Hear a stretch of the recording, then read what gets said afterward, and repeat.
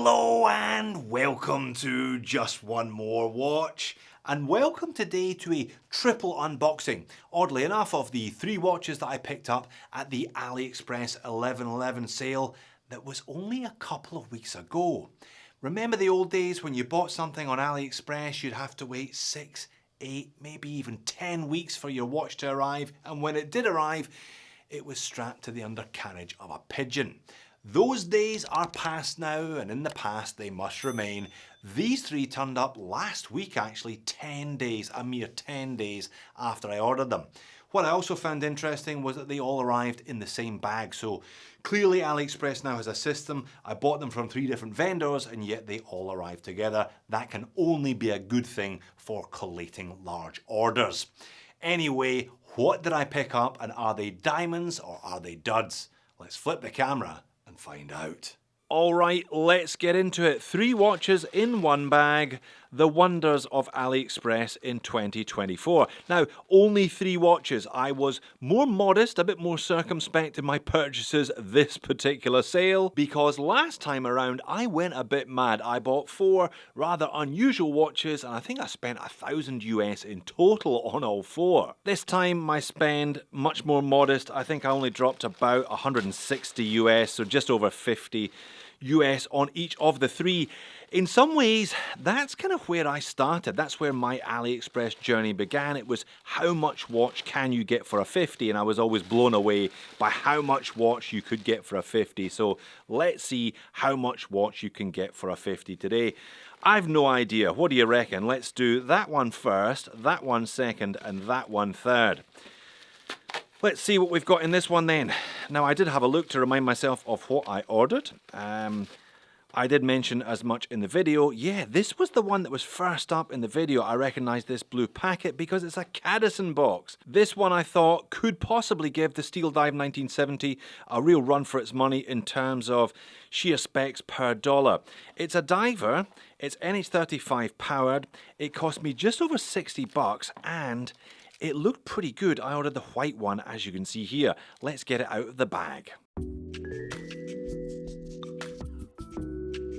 Usual bits and pieces, polishing cloth instruction manual, etc, etc, and a rather attractive looking watch. Now, they did this one in 3 different colours. I went for the white because it had a baby blue second hand and some little dots of blue, some flecks of blue around the outer edges of the dial as well. Alright, plenty of stickers in this one. Let's go for it.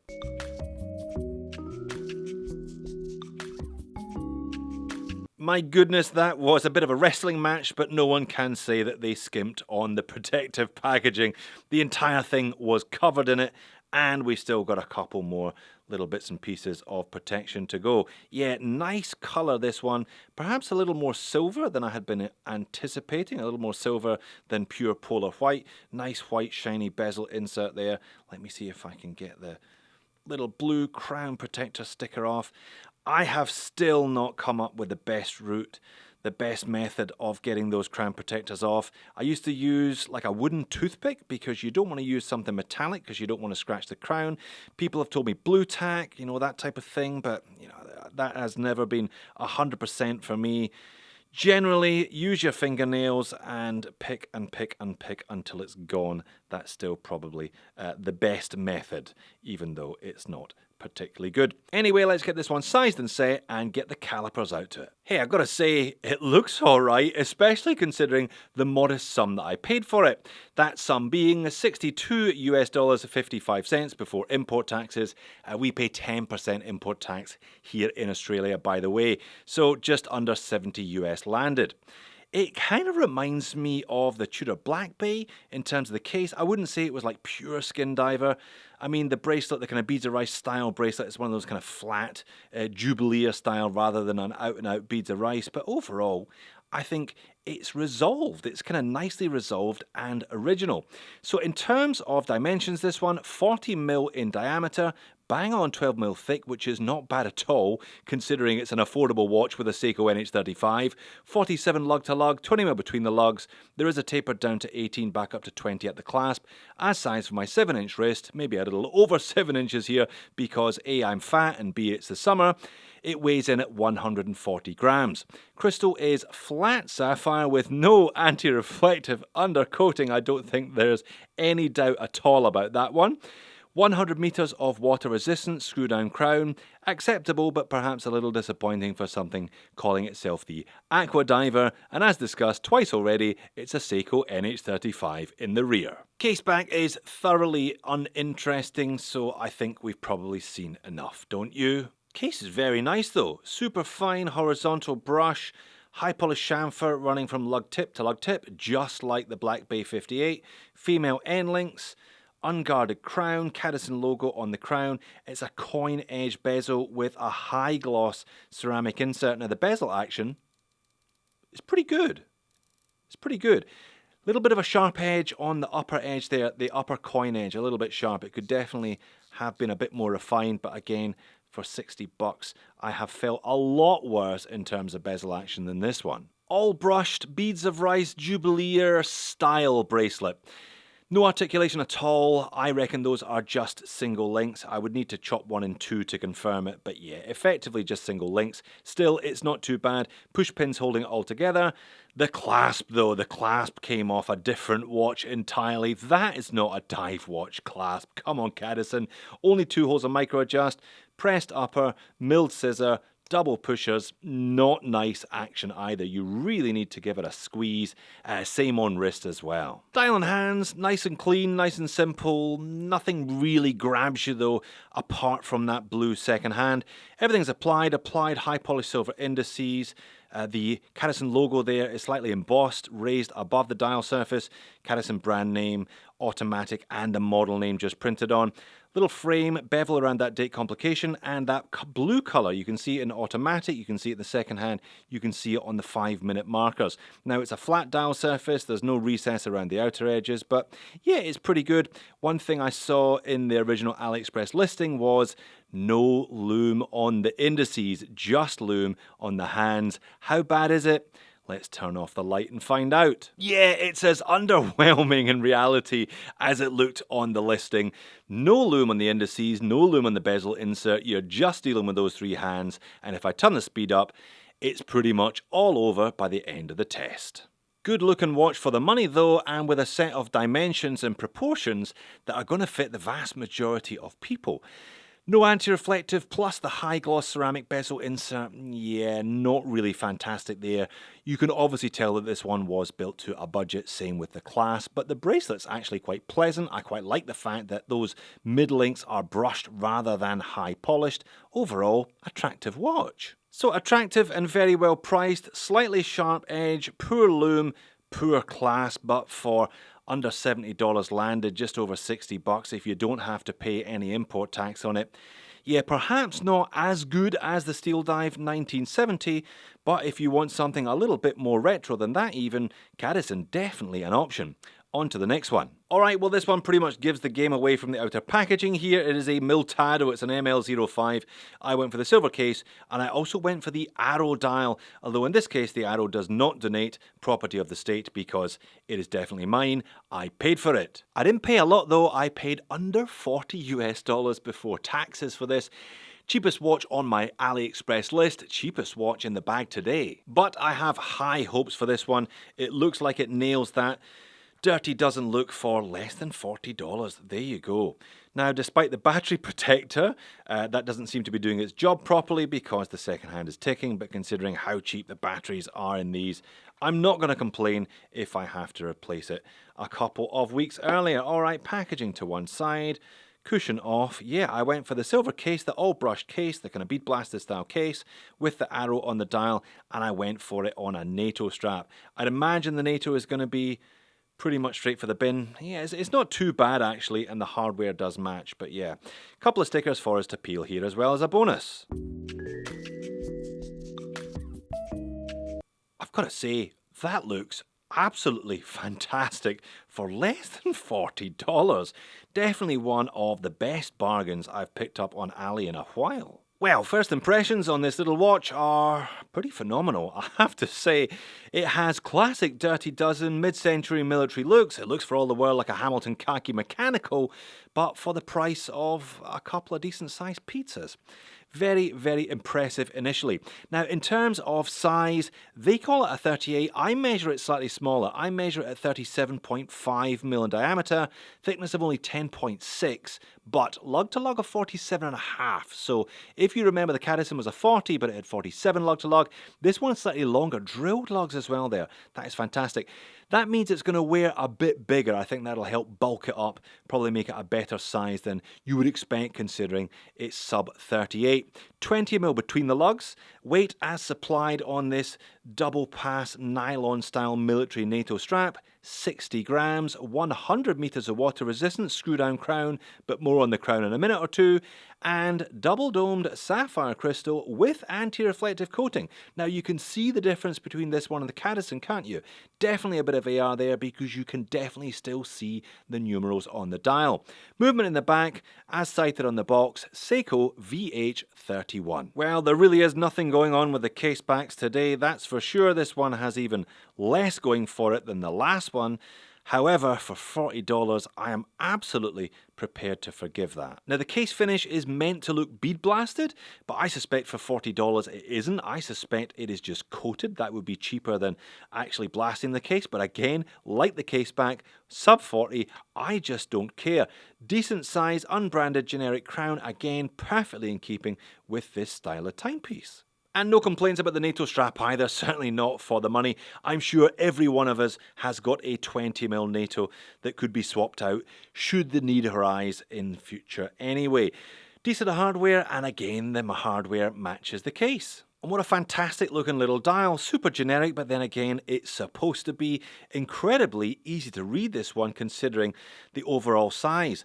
Those numerals in white really pop off the dial. The hands, again in white, nicely proportioned. You've got the big Arabics 1 to 12 on the outer ring, 13 to 24 on the inner ring, and I do like that arrow. It really sets it off to my eyes anyway, and I love, very much like the Hamilton, all those little Fotina triangles and a little bit of Fotina on the hands. I wonder if that affects the loom. Do you know what? You don't expect much for a sub $40 watch in terms of loom. This is actually a bit of a surprise. The hands you can see clearly aren't as bright as the markers on the dial, as those little triangles on the dial, so they are going to struggle. And when I turn the speed up, that is confirmed. They do struggle a bit. The whole watch struggles by the end of the test, but it does a damn sight better than anything else I've reviewed at the price. And as I suspected, the slightly lengthy lug-to-lug plus the extra bulk of a double-pass nylon NATO strap means this one wears really, really well indeed. Very much a bit of a surprise. You know, it's a simple watch. It's generic. They spent nothing on the design. It's a relatively affordable Seiko quartz movement, but sapphire crystal with AR, a nicely finished case, a usable NATO strap, really crisp and clean dial printing. $40, colour me impressed. Well, mostly impressed anyway. Screw down crown, but as you can see here, it doesn't screw down all the way. Doesn't feel fantastic. I suspect maybe the stem on this one is the issue. Perhaps it's a little bit long and it's just not preventing the crown from being screwed all the way into the case. Maybe I'll take the back off of this one. I think this is worth a full review, this watch. Thoroughly impressive, $40. I'm not even going to complain too much about that. I can live with that. It probably does at least one full 360, so it will remain waterproof, but yeah, it doesn't fit as snugly as it probably should. Alright, 2 down and 1 to go, and this one is going to have to go some if it wants to take the Watch of the Day award off of the Miltado. Let's get into it. Do you know what? I knew there was something missing from my day-to-day. One of these black boxes. How many times have we all seen these? Addiesdive. Although, this one does not feature the standard diving mask harpoons on the dial of the watch, thankfully, because it's one of these. So it's the usual bunch of bits and pieces coming with this one, and it looks just as well wrapped as the Cadisen. Wish me luck.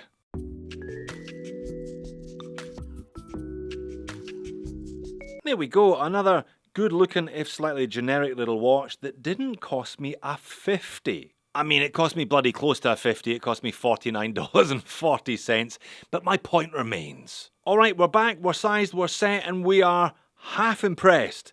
The dial, the hands, the watch head, nice. The bracelet, not so nice. It felt cheap as soon as I took it out of that little envelope. Too much flex. Doesn't feel nice in hand, feels very, very light. I have had a good look at the links and they don't appear to be hollow links. I can't find a seam, but yeah, perhaps not quite the same material as the rest of the watch. Anyway, this isn't the moans and niggles section yet, but yeah, maybe $50 watch on a full metal bracelet is stretching the friendship a little bit too far. In terms of dimensions, this one is 37mm in diameter, 11.5mm thick, with a 45.5mm lug tip to lug tip. Look at that, kind of classic Rolex Oyster case, very reminiscent of those kind of vintage Air Kings. 20mm between the lugs though. As sized for me on the supplied bracelet, it weighs in at 100 grams on the nose. It still has 100 meters of water resistance from a screw down crown that thankfully in this case at least does actually screw down. Crystal though is only a K1 mineral crystal, and again not sure how much AR if any they have managed to place under that one. In the back, same movement as the Miltado Seiko VH31. Well, the Addiesdive has just won the award for the most interesting case back of the day.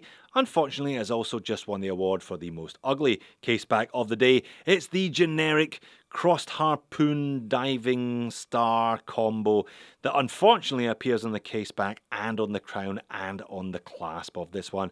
At least we got a break, at least they didn't stick it on the dial as well. The Seiko VH31, by the way, is a cracking little quartz movement that looks, for all the world, like a mechanical movement. Rather than ticking once per second, the second hand ticks 4 times per second. Now, to put that in context, the Cadisen we saw with the Seiko NH35, the first watch today, that second hand ticks 6 times per second. So you would really have to look at it closely to discern the difference between the two. It's certainly not as jarring as a single tick quartz. A good choice for a watch at this price. And it is a really nice little Oyster style case here. Not a lot of downturn from the lugs, but considering it is so compact, you don't necessarily need that. The crown, bit of a colour mismatch. It really should have been high polished, I think. Nice piece of top hat crystal.